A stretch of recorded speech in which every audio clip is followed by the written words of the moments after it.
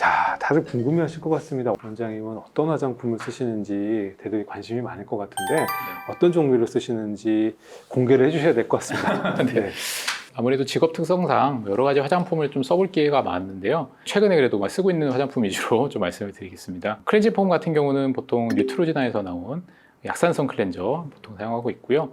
보통 앰플 같은 경우는 스킨슈티컬즈에서 나온 비타민C 앰플 사용하고 있고, 세럼은 요즘에는 에스테덤에서 나온 세럼 보통 쓰고 있습니다. 로션은 이제 셀퓨전시에서 나온 베리어듬 로션이라는 게 있는데요. 이게 이제 실비 적용이 되기 때문에 또 제로이드랑 해서 요즘에 많이 사용하고 있는 로션입니다. 그리고 크림은 전통적인 피지오겔 크림 많이 쓰고 있고요. 선크림은 보통 이제 인트린식에서 나온 선크림 사용하고 있습니다. 주로 병원에서 판매하고 계신 거를 몰래 뺏어 쓰시는 것 같은 이미지가 듭니다만, 원장님. 제가 써보고 좋은 걸 판매를 하는 거기 때문에 네, 그런 식으로 생각하시면 되겠습니다. 알겠습니다. 믿어야죠. 네, 알겠습니다. 네, 제가 이제 많이 써보면은 사실 요즘 화장품들이 대부분 다 상향 평준화가 되어 있어서 웬만큼 들어본 브랜드에서 나온 화장품들은 기능적으로는 크게 차이가 있지는 않다고 저 개인적으로 생각은 합니다. 그리고 비싼 화장품이라고 해서 꼭 좋은 기능 이런 걸 담보하는 건 아니기 때문에 비싼 화장품을 고집할 필요는 개인적으로 없다고 생각을 하고요. 물론 근데 발림성이라고 하죠. 발랐을 때 느낌 그리고 향 이런 것들은 보통은 좀 비싼 화장품들이 좋은 편이기 때문에 이런 측면을 좀 고려할 필요는 있겠습니다. 아무리 바쁜 와중에서도 나는 요거는 꼭 챙긴다, 난 요거는 꼭 하고 있다, 이런 것들은 좀 얘기해 주시면 좋을 것 같아요. 자외선 차단제가 아무래도 가장 중요하다고 생각합니다. 집에서만 딱 바르는 게 아니라 차 안이라든지 진료실, 손이 쉽게 닿을 수 있는 곳에 여러 군데 두면서 꼭 덧바르도록 노력하고요. 덧발라야 되나요, 이제? 또 우리 몸에서 계속 피지가 나오면서 씻겨도 나가기 때문에 한 번으로 충분하지는 않고 보통 덧발라야 충분한 효과가 나옵니다. 그리고 이제 좀 오래 머물러야 되는 곳, 일하는 곳, 저 같으면 진료실 이런 곳에는 습도 유지를 위해서 가습기를 좀 항상 구비해 놓고 있고요. 히터를 너무 세게 틀면 또 건조해지기 때문에 히터도 너무 세게 틀지 않도록 노력하고 있습니다.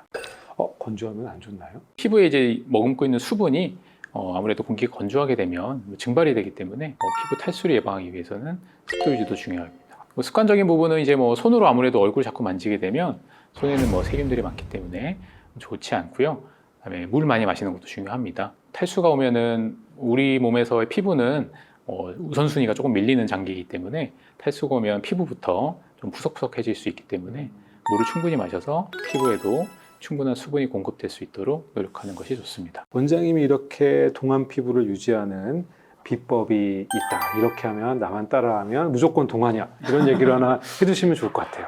사실 저만의 비법이 있으면 참 좋겠지만 사실 비법이라고 할 만한 건 아니고 일반적인 내용을 좀 말씀드리도록 하겠습니다. 아까 말씀드렸던 화장품의 세 가지 목적, 클렌징, 보습, 자외선 차단, 이 세 가지만 사실 충실하다면 100점 만점에 90점은 되지 않을까 개인적으로 생각을 하고요. 여러 가지 화장품을 많이 쓴다고 해서 무조건 그것이 좋은 것은 아니고, 오히려 여러 가지 성분들이 좀 부딪히면서 또 예상하지 못한 문제가 생길 수가 있기 때문에 꼭 필요한 성분 위주로 해서 좀 심플하게 쓰는 것이 좋지 않나 이렇게 보고 있고요. 그리고 이제 목은 또 신경 안 쓰시는 분들이 간혹 있습니다. 얼굴뿐만 아니라 목도 다 자외선도 받고 노화되는 부위이기 때문에 목에도 충분한 화장품을 써주는 것이 좋고요. 그리고 잠이 중요한 것도 또 말씀드릴 수 있겠습니다. 수면의 질이 좋지 않으면 피부의 전반적인 회복 능력이 저하되기 때문에 노화가 더 빨리 진행될 수가 있고요. 옆으로 누워서 자게 되면 아무래도 이게 눌리면서 또 주름이 깊어질 수 있기 때문에 가능하면 똑바로 누워서 자는 것을 권해드리고, 또 이제 피부 재생 시간이라고 해서 보통 밤 10시부터 한 12시까지를 보거든요. 12시 전에는